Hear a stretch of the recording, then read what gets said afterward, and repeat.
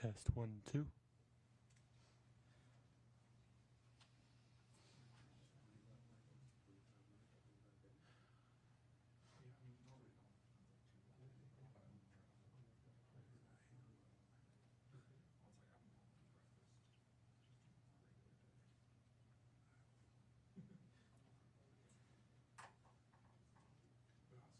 me do it again, or you were good? All good? More back.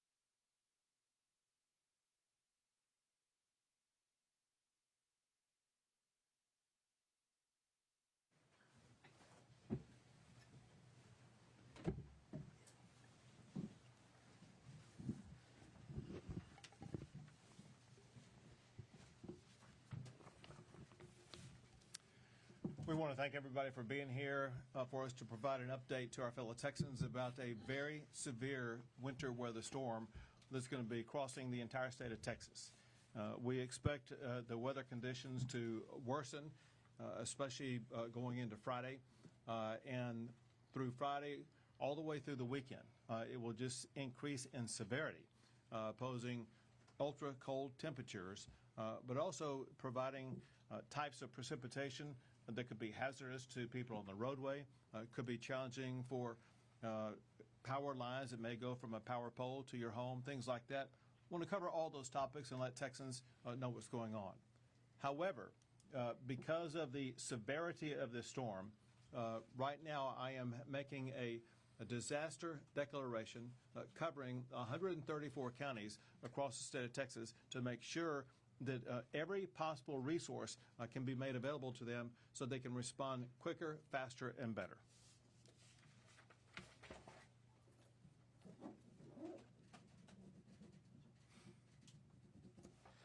And the list of those 134 counties, I'm not going to read off to you right now, but they will be available to the press here shortly, and every county will know about it.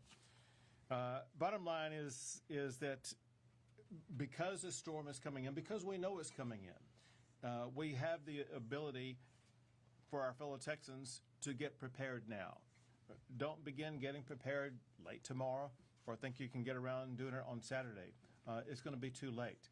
You need to be prepared to make sure that your home, your office, your children, your pets, all that kind of stuff, you have answers and solutions to be able to address all those kinds of things. You're going to need to be able to make sure that you're what you may be planning to do this weekend. You need to consider reevaluating whether or not you can, should, or be able to do that. And obviously part of this depends upon where you live. The reality is about the top two-thirds of the state of Texas, maybe from San Antonio all the way up to the tip-top of the Panhandle, will be the worst hit. There may be parts of the Rio Grande Valley that are not hit very much at all. But if you're in the weather zone that's going to be hit the hardest, is hugely important that you, your families, your businesses, you begin that preparation today, knowing that what you do today, what you do tomorrow, and decisions that you're going to be making over the weekend, you're going to have the ability within your own hands to be able to save your own lives. Whenever we go through any type of disaster, job number one is always protecting lives. And one of the most dangerous ways in which you can expose your life to harm is if you make the decision to get out on a roadway that's already had precipitation on it that's frozen. You know, when you're driving, when you have slick ice or something like that, you may not be able to see it with your eyeball. But you know when your tire goes across it, you lose control of your car, and it can cause harm to you, harm to others. And so what we strongly encourage is if you're in an area with this ultra cold temperature that also has precipitation, do not be on the road unless you have to be on the road. You can save your own life and save your own property and save those around you. If you just be cautious driving for just a couple of days before the winter storm expires. With regard to that, the Texas Department of Transportation is working already to begin to prepare our roadways across the state of Texas. You'll hear more about that from TxDOT themselves, but I just want you to know that we as a state, we're not waiting until later today or tomorrow or the next day to get prepared. We are acting right now to make sure the roadways and all the affected areas are being layered with elements that will help ensure that we can prevent as much freezing as possible, make driving on them as safe as possible, knowing full well we will not be able to fully achieve that. One thing that we talked about earlier, and that is there are going to be road plows in many regions across the state of Texas. One thing that is kind of amazing to hear, and that is that there are operators of road plows and the plows themselves that seem to be hit many times in winter storms like this. And what that does is it takes that road plow out of operation. And so if you see a road plow on the road, know that they're trying to help you, trying to help your community, trying to make it easier and better for people to pass by on that roadway. If you see a road plow, just be very conscious of it, travel slowly and cautiously around it, and do not interfere with what it's doing. Very importantly, I know that a lot of people across the state are thinking about, gosh, is this going to be a catastrophic winter storm that's going to cause us to lose power? The answer is the ERCOT grid has never been stronger, never been more prepared, and is fully capable of handling this winter storm. There is no expectation whatsoever that there's going to be any loss of power from the power grid. That said, it's important for the public to understand there's a difference between the power grid across the entire state of Texas and making sure we have enough power to get to the power generators and have the generators get it to your home. And that's separate, however, from what could happen between the pole outside your home and your home. Because of precipitation coming down that would be ice, it could weigh down the power line from the pole to your house. That could cause a downing of the power line for you or maybe for your neighborhood. That is not an ERCOT grid issue. That's a local power provider issue. And the local power providers have never been more prepared for any winter storm ever. They're going to have trucks, vehicle, and personnel to make sure that if your power line goes down near your house, they're going to get it up and running as quickly as possible. They are already pre-positioned as we speak right now to make sure that your power stays on. And be in contact with your local power provider, obviously, if your line does go down, knowing somebody's going to be there to help you out. The one thing that assists in that regard, just to update you a tiny bit, and that is there's been an ongoing effort over the past several years to make sure that there is what's called vegetation management for all of the power providers. What that means is whether it be for hurricane purposes or winter storm purposes, the vegetation, whether it be trees, branches, whether it be large plants, things like that, those types of things that otherwise could have caused a power line to go down or could be touching a power line, we have done over the past couple of years more than ever to remove that vegetation from lines that could be downed because of a winter storm like this. Another thing that the local power providers have done, they have replaced poles and have better, stronger, more capable poles than ever before. Very importantly, and this is a part of the laws that we signed a few years ago, and that is these power generators and power providers, they have obtained additional sources of fuel to make sure there will be no fuel shortages. There already is an abundance of natural gas, which is the primary source of fuel for power generation, and because of requirements by the state, but also because of readiness by these power generators. They already have an abundant amount of extra natural gas supplies to be able to supply the natural gas to generate power in the event that there is any shortcoming in the movement of natural gas from the wellhead to deliver it to the power provider.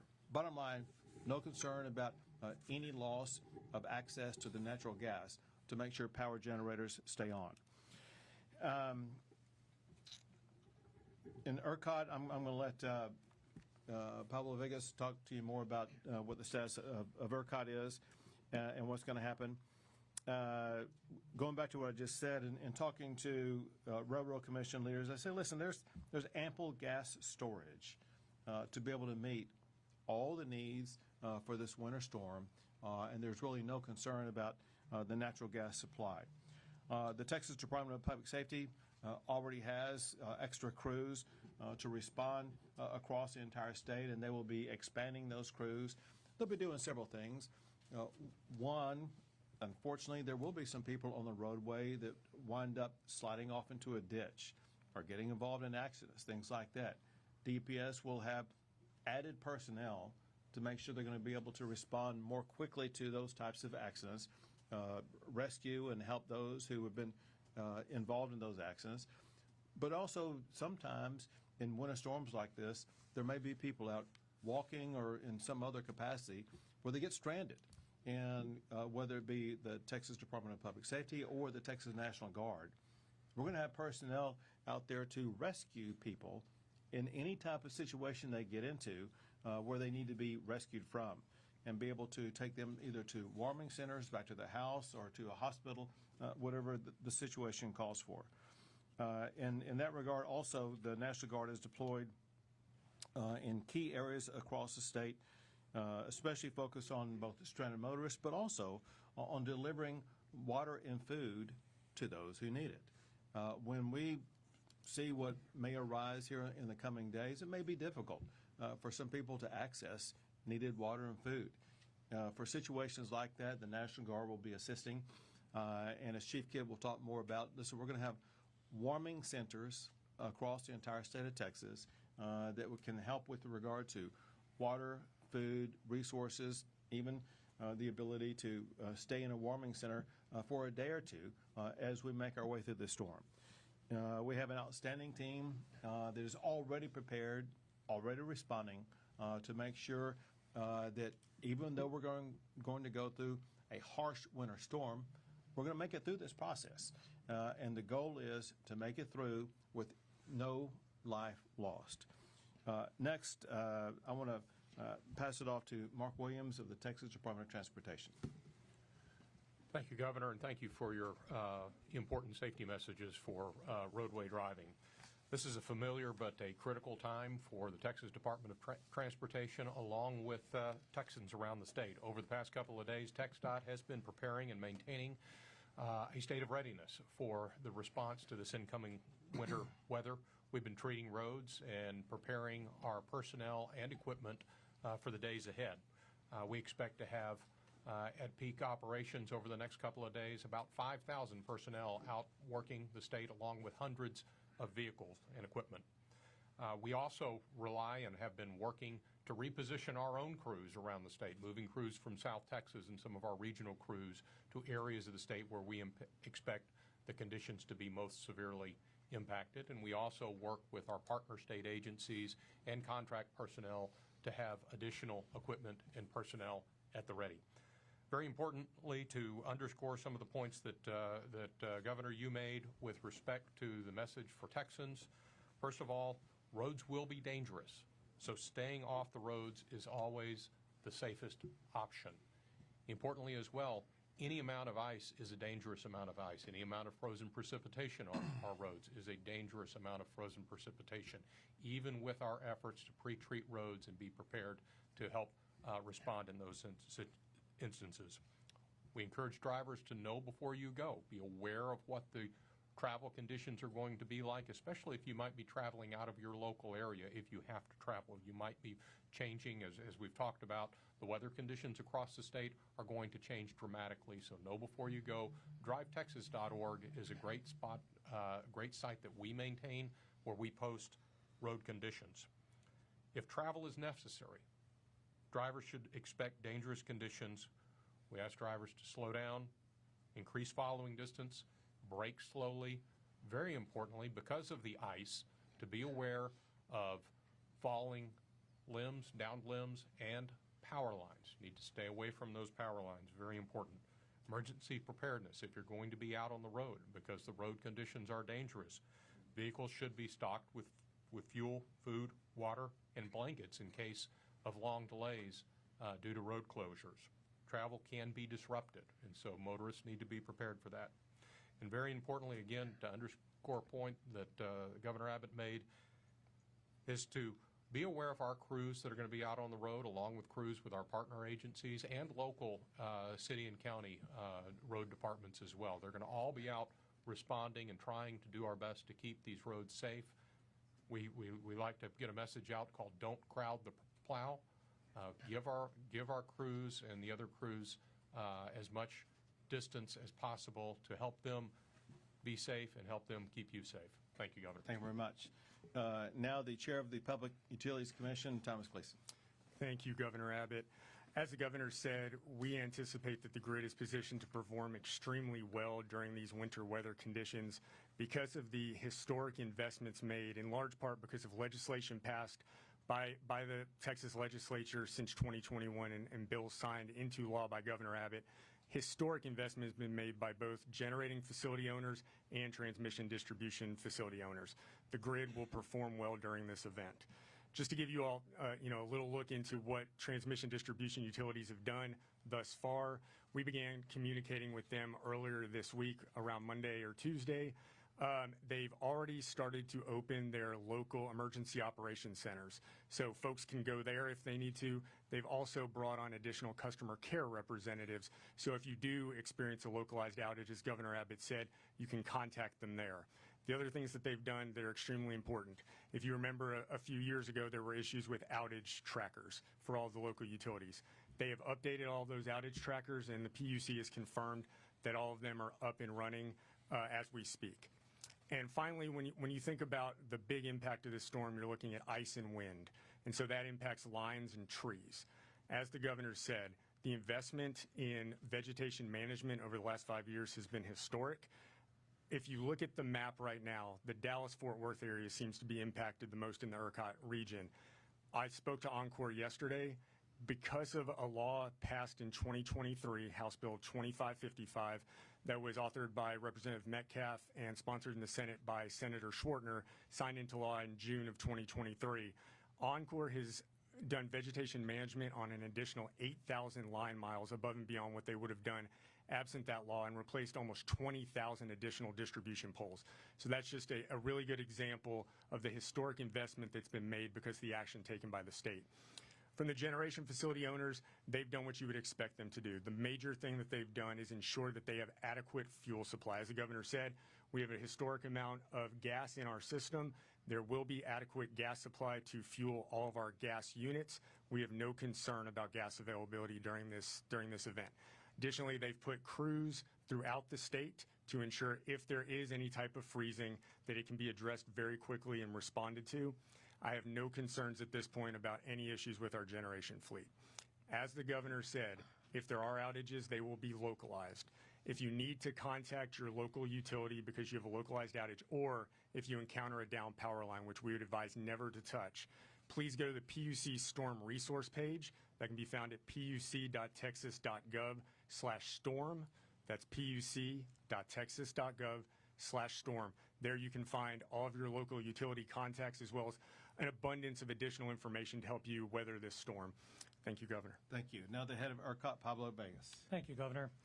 So we've been preparing for this storm over the last couple of days as well. Starting a couple days ago, we published an operating condition notice that essentially put the power generators and the transmission operators on notice that outages need to be brought in so that we could have all of the capacity available over this weekend, and all of the transmission facilities would be ready to serve power over the weekend. At this time, we are not anticipating any reliability concerns on the statewide electric grid as a result of this weather event. I'd like to highlight a few of the key improvements that have been made over the last few years since Winter Storm Uri that have been incredibly impactful in helping the state weather through events like these when we've had these over the last few years. We have been doing weatherization program inspections over the last few years, more than 4,000 inspections of power generating facilities and transmission facilities. We actually get people out on the ground at those sites and take a look at the weatherization to make sure that they can withstand extreme cold weather that comes with a weekend like what we're going to see. We actually just put in place this last December a new system called real-time co-optimization plus batteries. This helps us optimize the resources on the grid in real time, moving them between reserves and active energy resources more efficiently and better leveraging the capacity and visibility of how batteries can perform to help support the grid. We also have increased reserve margins that we hold during events like this so that we can call on those backup supplies should we need them.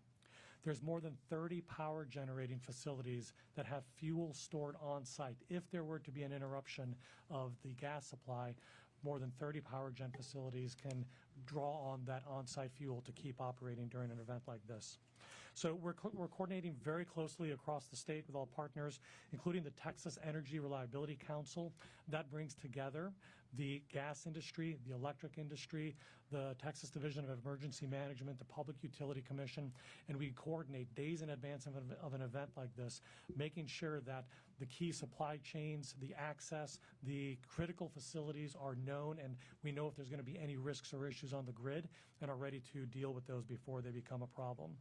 And I also want to emphasize something that the governor and Thomas both said, which is if there are outages, they're likely to be local because of the ice that is going to be coming in through this event. If you see power lines, stay away from them. If you have outages in your home or your business, reach out to your local utility. They're going to be the best position to be able to manage the repairs and restore restore power quickly. And we will also be publishing information on our website as well. If you go to ERCOT.com, you can get access to dashboards that will show you what is powering the grid and what the conditions are. And then ERCOT.com/Texans, TXANS, will also provide any emergency information about conditions on the grid. Thank you. Back to Thank you very Governor. much. And now the Chief of the Texas Division of Emergency Management, NIMKIT. Thank you, Governor. Over the last several days, at the Governor's direction, 15 key state agencies have amassed more than 3,700 employees to focus on this event. They're operating over 2,100 pieces of equipment. And as you heard, more personnel and more equipment will be added as the situation rises. We will maintain 24-hour operations, working around the clock to make sure our local partners and Texans have what they need. This is where I need your help in the working media to help us remind people to protect people, pets, pipes, and plants. I spent a little bit of time yesterday making sure my property was ready. And in the stores that I was in, people were out there taking advantage of the warm weather to get ready for the cold weather. So help us get that message out as well. We want to look, if you have to look for a way to stay warm, if you don't have heat at your house, our local partners have already assigned more than 280 warming shelters across the state. We'll have that list on our website. We ask you to share that as well. Those will open and close, dictated by the locals as needs come. Our state agencies have already prepackaged food, water, cots, and blankets on our military vehicles and with DPS to be able to support stranded motorists and to help support any of these warming centers. And this is really important. People are going to try to use space heaters to stay warm. And I promise you, somebody across Texas is going to put something flammable right up next to their space heater, and it's going to cause a fire. Help us get the message out about space heater safety. And the next is carbon monoxide poisoning. People will start generators. They will try to run their gas-operated appliances to keep warm. We need your help getting that message out to them. You can help us save lives by being aware of carbon monoxide poisoning and not putting things too close to your space heaters. We want all of our families to have a plan, to have a kit, and be ready to go. Governor, your 134 disaster counties in the disaster declaration, we're ready to support them. We will have damage assessment teams ready to go. And listen, we know people are going to get out and try to drive on these roads once they get icy. We all know that. There's a high likelihood somebody's going to slide into a power pole and take a line down. You need to be ready at your home in order to stay warm and have a family communication plan. Governor, we're ready. Thank you very much. We're open for questions. I wanted to ask a little bit about the North Texas roads, given that's where a lot of the storm is supposed to hit. Can you all tell me a little bit about what has done to repair, like the highways, like the public highways, as well as the toll roads up in the DFW area, and kind of any kind of collaboration there to make sure these highways are clear? Absolutely. So thank you for that question. The DFW area has been a very significant area of focus for not only the Texas Department of Transportation, but also all of the local agencies and some of the toll road operators that also maintain roadways. So very importantly, we coordinate within those agencies and collaborate on the process for treating those roads. We have been out pre-treating those roadways. We use a brine solution, which is a mix of salt and water that we put down in advance, and it can stay on the roads. And then when the ice begins to fall, to form or to fall or snow, it helps to speed up that melting process. It does not, very importantly, keep all of the ice off the roads. It is something that helps to, it's a preventative measure, but not a prohibitive measure. For a lot of the roads in the DFW area, especially some of the toll roads or some of the contraflow lanes, one of the things that we often do and anticipate doing is we will shut those down during these events because, quite frankly, without as many people being on the roads, those aren't as needed. In addition, thanks to some of the legislation that was passed, we've also implemented variable message and variable speed limits on many of those roads. And so we encourage motorists where we do have variable speed limits to pay attention to those speed limits and to adjust their speeds accordingly. There are thousands of Texans who are unhoused. Is there any plan to send state resources into cities to get those people into the warmth this weekend? Right. So we're working very closely with all of our local government partners. That's why they've opened more than 280 warming centers across the state. Again, more will come up if they're needed to be up. If they ask for our help, we'll find resources to help them. So far, they have not asked. Governor, there's certainly a lot of people that still have PTSD from 5 years ago. What can you assure them that we've learned so much in the last 5 years? Pablo Vegas did a great job of articulating many of the changes that have taken place. The power grid system we have today is completely different than the power grid system we had back then. One thing he didn't mention that I will add, and that is just the amount of power added to the power grid is more than 40,000 megawatts more. And so we have abundant power. The reliability of it has never been better. And the array of additional resources, easy example, and that is when Winter Storm Uri hit, there's reliance on one source of power. And when that one source of power became unavailable, that was a problem. We passed laws making sure that they have two sources of power. In case your first source of power is unavailable, you're going to have backup power. There's a long list of things that have changed. I'll add this, and that is this is a severe winter storm that will impact most of the state of Texas. The severity of it is not quite as great, and the size of it is not quite as great as Winter Storm Uri. That said, people would be making a mistake if they don't take it serious. But also, we cannot overemphasize this, and that is because of either ice weighing down the power line that goes from the pole to your house, because there is a possibility of trees falling. You know, when ice gathers on trees, it weighs down those trees, and it could cause a tree to crash down on a power line. We should anticipate some local isolated power outages because of damage to trees, damage to power lines. That's not a grid situation. We feel very confident that for the entire grid, there's going to be abundant power available throughout this entire winter storm. Since we're expecting several different kinds of precipitation across the state, does that present a challenge in terms of figuring out where to deploy resources? What it does, it informs us about using different strategies in different locations. As you point out, there's going to be snow in some regions. There's going to be sleet in a lot of regions. And then there's going to be some regions that are very cold but don't get precipitation. And so we have the flexibility to respond to each type of situation to make sure that the local either residents or officials in those areas are going to have exactly what they need. Time for 2 more questions, folks. Mr. Vegas, I know that ERCOT models in previous MORE reports showed that under Uri-like conditions, demand could surpass about 96,000 megawatts. I know that that's a pretty low chance in general. Can you talk about, kind of just what we're seeing and how much demand you're kind of expecting, how likely that is with this weekend storm? It's not very likely with this weekend storm. As the governor pointed out, this is a different type of a weather event than Winter Storm Uri. The state was experiencing extreme cold weather leading into the storm coming through and had a long, long duration of cold weather following that.